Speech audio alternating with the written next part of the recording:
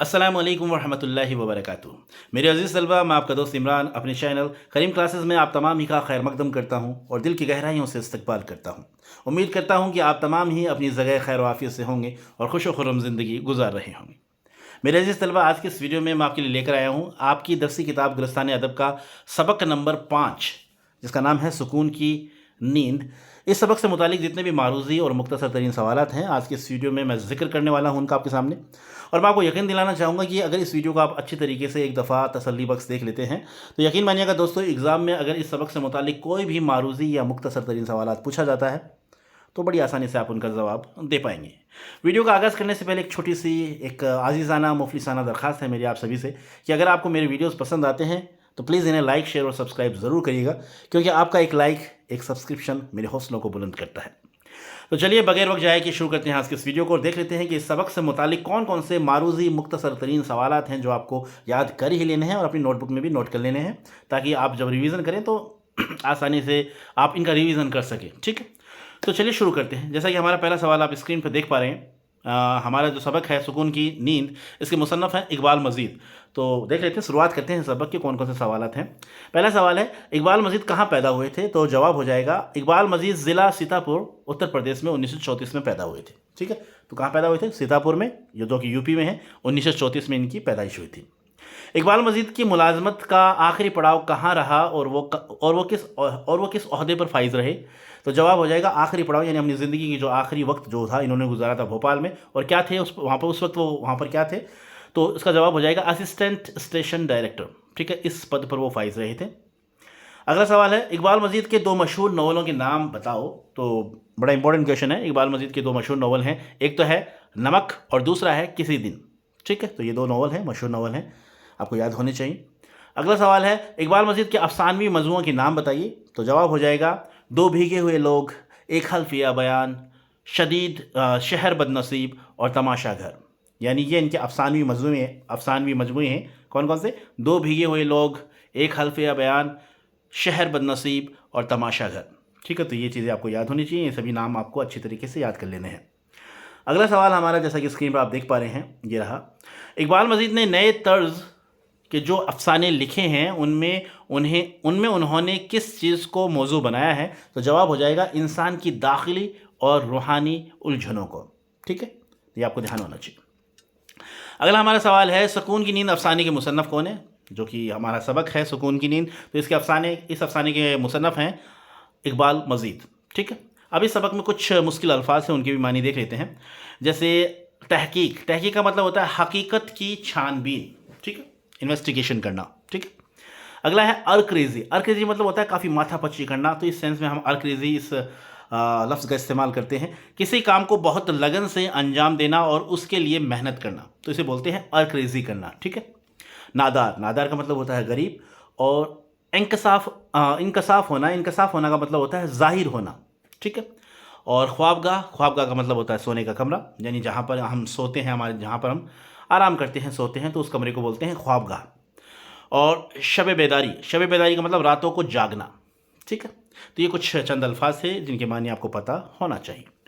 अगला सवाल हमारा ये रहा, सुकून की नींद अफसाने में इकबाल मजीद ने कौन से बादशाह की कहानी लिखी है? तो बड़ा सिंपल सा इसका जवाब है, मुल्क हवा के बादशाह की। कौन सा बादशाह था? मुल्क हवा का बादशाह था। ठीक है, अगला हमारा सवाल है, बादशाह मरते वक्त अपने बेटे को क्या वसीयत करता है? तो इसका जवाब हो जाएगा, महल के सारे कमरे खोल लेना मगर वो ताला कभी ना खोलना जो एक सुरंग के दरवाजे पर लगा हुआ है। यानी जब बादशाह मरने वाला था, उनका इंतकाल होने वाला था, तो उस वक्त वो अपने बेटे को वसीयत करते हैं कि बेटा महल के चाहे सारे कमरे खोल लेना, लेकिन उस दरवाजे को मत खोलना, उस सुरंग वाले दरवाजे को मत खोलना। यानी वो उसके लिए ख़ास उन्हें मना करते हैं। ठीक है, अगला हमारा सवाल, जैसा कि स्क्रीन पर आप देख पा रहे हैं, बादशाह ने सुरंग के बारे में क्या 4 चीज़ें कैद खाने में कैद होने की बात कही है? यानी बादशाह ने क्या बताया था कि उस सुरंग वाले कमरे में कौन सी वो 4 चीज़ें हैं जो कैद हैं? तो जवाब हो जाएगा, आग, पानी, मिट्टी और हवा। ये 4 चीज़ें थी, इनका जिक्र बादशाह ने किया था। अगला सवाल है, सुरंग का ताला खोलने के बाद शहजादे को सुरंग में किस तरह के आदमी मिले? तो 2 तरह के आदमी मिले थे। इंपॉर्टेंट क्वेश्चन है। जवाब हो जाएगा, 2 तरह के आदमी मिले थे, एक तो वो जो जी रहे हैं, दूसरे वो जो जीते जी मर रहे हैं। ठीक है, तो 2 तरह के व्यक्ति थे, 2 तरह के लोग थे, एक तो वो जो जी रहे हैं और दूसरे वो जो जीते जी मर रहे हैं। ठीक है, ये मुख्तसर सवालात में भी पूछा जा सकता है, तो इम्पॉर्टेंट है, आपको याद होना चाहिए। अगला सवाल हमारा है, सुरंग में दाखिल होने के बाद जब शहजादे ने बदहाल लोगों की परेशानी का सबब पूछा तो उसे क्या पता चला? जवाब हो जाएगा, उस मुल्क में वही जी सकता है जिसके पास बहुत सारा रुपया पैसा हो। ठीक है, तो ये उनकी प्रॉब्लम थी, ये उनकी समस्याएं, ये उनकी परेशानी थी। तो ये चीज़ जो है शहजादे को पता चला।